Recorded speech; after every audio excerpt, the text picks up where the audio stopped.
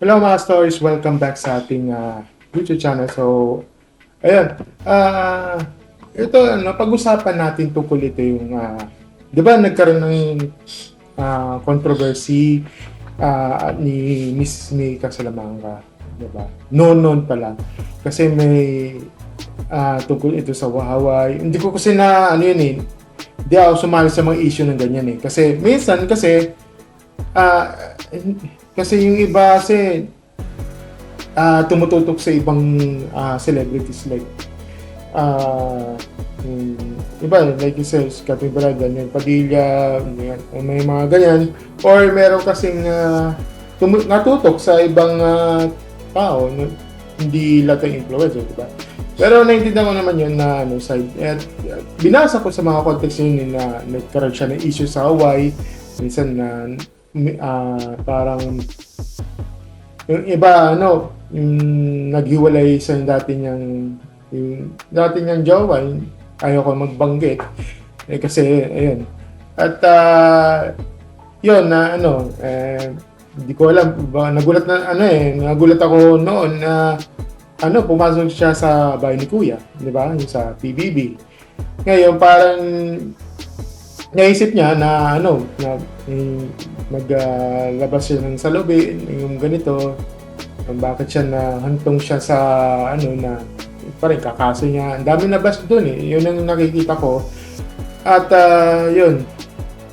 Tapos after that parang hindi siya parang hindi siya satisfied sila, or parang tingin niya na hindi siya magpakatotoo kahit sinabi mo yung dahilan kung bakit siya ganito. Na meron kasi siyang outro eh, pero hindi ko matandaan ano yun eh. Pero pakinggan natin ito, yung tungkol ito sa ito galing to kay Tox Talks. Sabi niya, sometimes it's difficult to give trust because others intend to live backwards. So nakakalungkot. Si Mika na red flag kahit nagtiwala siya ng lubos sa ibang housemates. Ito ang isang example na hindi porket nagpapakabuti kang loob sa kanila at nagpapakatotoo ka sa mga kaharap mo, ay ganun din yung gagawin or magiging trato nila sa'yo. Yung iba, nakasmile sa'yo pag kaharap ka, pero pag talikod mo, sila pala yung peke ang pakikisama.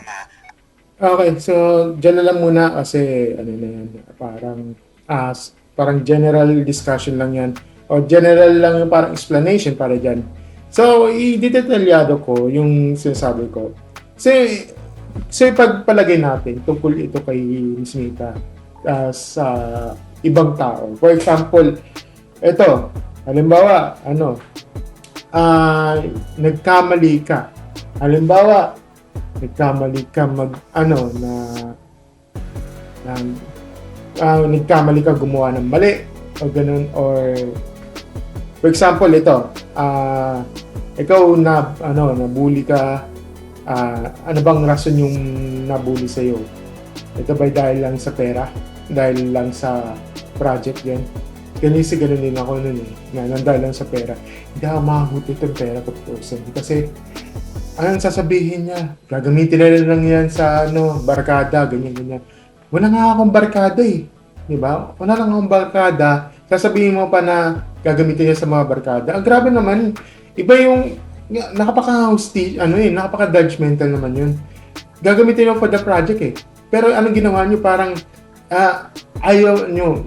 Sasabihan, aral lang, libro lang. No. Kahit aral, pero yung projects, baksak.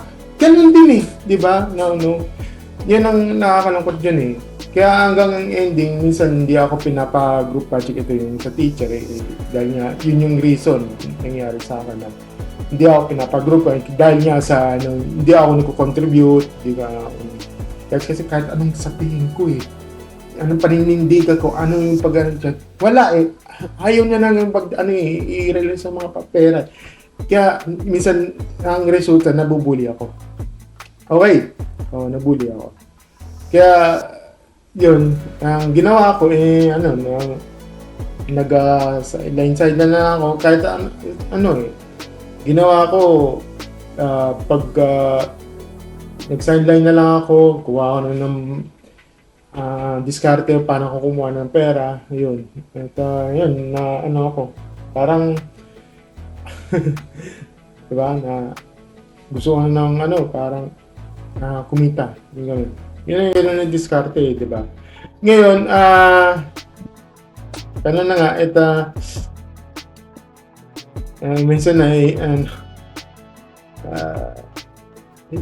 yun, yun na parang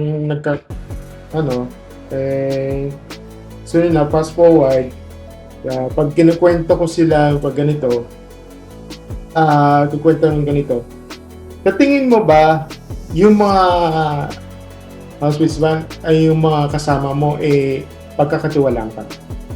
Well, oo, at saka hindi lang. Kasi, unang-una, hindi pa kilala ng maayos. May ano yan hindi pa kilala. Kasi hindi pa sapat yung 1 month, 2 months, hindi pa sapat yan. Hindi pa yan. Hindi sapat yan. Magkakikilala mo lang yan pag lumantong na sa 6 months to 1 year. Kasi hindi pa hindi pa agad-agad yung makikilala. Well, naintindihan ko kung bakit ganun sila. Bakit ganito, play safe naman, ganito, medyo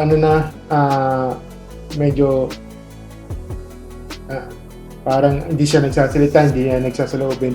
Naintindihan ko yun. Yung nga lang kasi, hindi pa kasi ganong lubos. Kasi parang, 1 month na, 1 month nakakalipas, 1 month pa lang sila dun sa bahay. Wala, diba? Hindi pa kilala. Kaya I can blame those sa ibang housemates nila.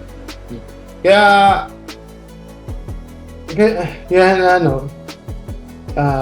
minsan ang resulta, kahit anong explain mo, kahit anong kwento mo, red flag ka pa rin. Kasi hindi pa lubos na nakikilala, 'di ba? So at saka I believe the singer is truly professional pagdating sa camera o pagdating sa yung pagkatao. Kaya alam mo naman yung bakit siya buti nga hindi niya nilabas at pumunta sa para ilabas yung sama na ba. Ganun lang yan. Yun lang ang masasabi ko at yan talaga yung ganda na buhay. Don't be blame the other husbands. Siguro yan yung kasi yung parang average o parang statistics yung ganun na itatrust ko ba ito? Hindi. Bakit si Clarice hindi nyo parang nakuha sa kanya. Iba yung sa kanya Iba yung perspective ng tao. Iba yung kasi yung perspective yung makikisama, 'di ba?